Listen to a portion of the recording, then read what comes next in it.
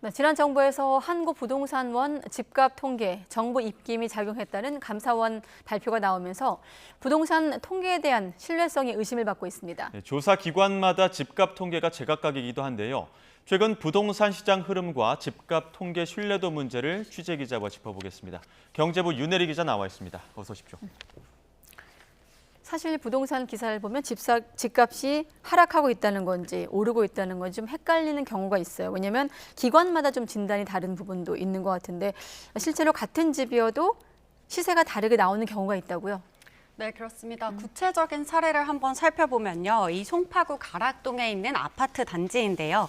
전용 면적 84제곱미터 매매 시세 하한 평균을 살펴보니 국책기관인 한국부동산원 시세는 17억 6천만 원, 이 민간기관인 KB국민은행은 19억 원으로 같은 집인데도 1억 원 넘게 차이가 났습니다. 네. 또 주변에 있는 다른 아파트 단지도 상황들은 비슷했는데요. 이 적게는 5천만 원부터 많게는 1억 원 가까이 차이가 났습니다.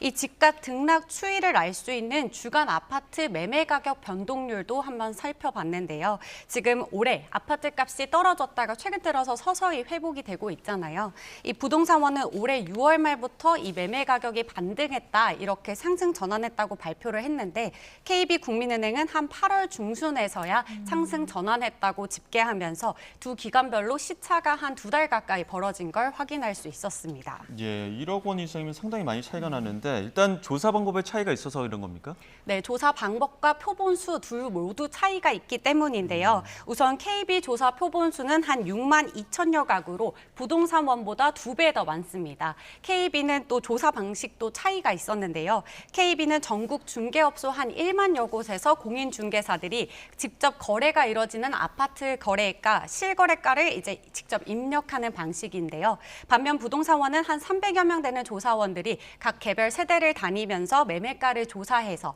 적정가를 산출하는 방식입니다. 이 두 방법 모두 조사 당사자의 주관이 개입될 여지가 있는데요.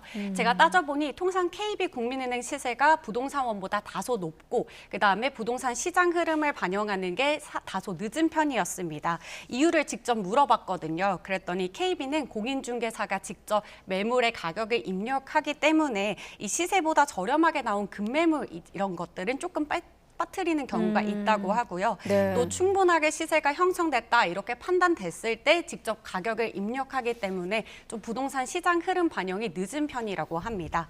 근데 조사원이 직접 조사를 하는 경우에도 개인 주관이 충분하게 개입될 수 있는데요. 이 조사 기간에 해당 아파트 매매가 이루어지지 않는 경우에는 인근 아파트 단지의 거래나 이 호가를 반영하기 때문에 이 정확성이 다소 떨어진다는 단점도 있습니다. 네. 참 다음 질문 여러 가지 좀 생각하게 하는 질문인데 이렇게 매주 집값 통계가 발표되는 게 우리나라가 이례적이라고요? 네, 그렇습니다. 국책기관인 한국부동산원은 매주 목요일마다 주간 통계로 이 집값을 발표를 하는데요. 이 집값 통계는 아무래도 시장 흐름을 판단하는 데 중요한 지표가 될 수밖에 없고 이 정부도 부동산 정책을 참고하는 데 중요한 참고 자료가 될 수밖에 없잖아요. 매주 200여 개가 넘는 시군구를 이 단위별로 집값이 얼마나 올랐고 내렸는지 발표하는 건 우리나라가 이례적이라고 합니다. 이 미국은 월, 분기, 또 연 단위로 발표를 하고 월 단위 통계도 이 넓은 구역을 한 9개 정도로 나눠서 대략적인 변동률만을 발표를 한다고 하는데요. 부동산 시장이 왜곡되는 걸 막기 위해서 이 조사 기간이 짧고 표본도 너무 적은 이 주간마다의 통계 발표는 없어지는 게 좀 맞다 이런 전문가들의 지적도 만만치 않습니다.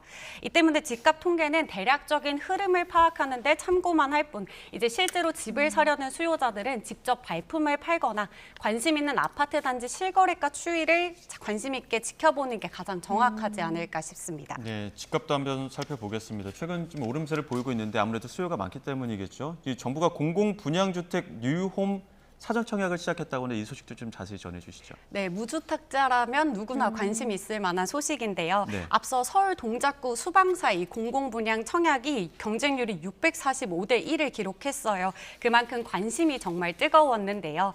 이 공공분양은 일단 일반형과 나눔형으로 나뉩니다. 네. 일반형은 기존 공공주택처럼 한 시세의 80% 정도의 이제 분양가로 분양을 받을 수 있는 제도고 나눔형은 시세 한 70% 수준으로 분양을 받는 대신 의무 거주 기간이 끝나면 이제 집을 팔 때 한 시세 차익의 70%만 가질 수 있는 겁니다. 이번에 나눔형과 일반형 모두 오픈이 됐는데요. 나눔형으로는 서울 마곡역에 역세권에 한 260가구가 풀렸고 하남 교산과 안산 장상에도 각각 400여 가구가 공급될 예정입니다.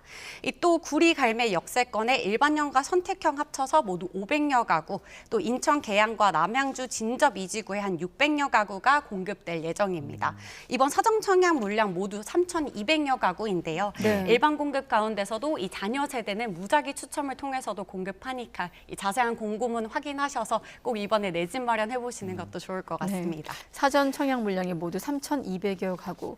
이렇게 정부가 공공 분양주택 공급을 늘리려고 해도 건설 경기가 여전히 냉랭한 것 아니겠습니까?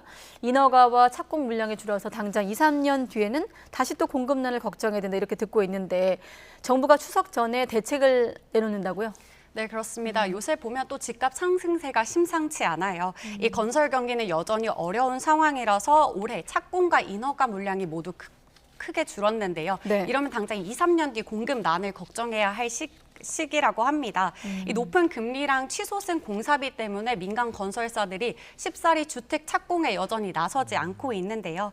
정부는 우선 민간 차원의 주택 공급이 늘어날 수 있도록 건설사의 금융 지원을 확대하기로 했습니다. 이 우선 부동산 프로젝트 파이낸싱, 이 PF 지원 규모를 확대해서 이 숨통을 틔워주는 건데요. 이것과 함께 오피스텔이나 도시형 생활주택과 같은 비아파트 거주 형태 공급을 활성화하는 방안도 검토하고 있습니다. 이 대표적으로는 60제곱미터 이하 소형 주택의 경우는 청년층이 이걸 보유하더라도 생애 최초 특별 공급 청약 자격을 그대로 유지하는 것을 검토하고 있는데요. 다만 이 오피스텔을 보유 주택 수에서 제외를 하는 등 다주택 투기 소유를 촉진할 수 있는 그런 세제 혜택은 포함하지 않기로 했습니다. 이런 공급 대책 이번 주 지나서 늦어도 다음 주 추석 전에는 아마 공급이 발표가 될 예정입니다. 이번 윤석열 정부 임기 내 270만 가구를 공급하겠다고 이미 공언을 했거든요. 그러려면 한 연간 54만 가구가 이렇게 공급이 돼야 하는데 일각에서는 민간 건설사에 자금 지원하고 그다음 비아파트 규제 완화하는 것만으로는 근본적인 대책이 될 수 없다 이렇게 지적을 하기도 합니다. 그래서 이번 정부 대책이 부동산 시장의 공급 불안을 잠재우는 대안이 될 수 있을지 아니면 미봉책에 그칠지는 한번 지켜봐야겠습니다. 네, 대책이 나오면 또 기회가 되면 경제부 윤혜리 기자와 함께 알아보겠습니다. 오늘 수고했습니다.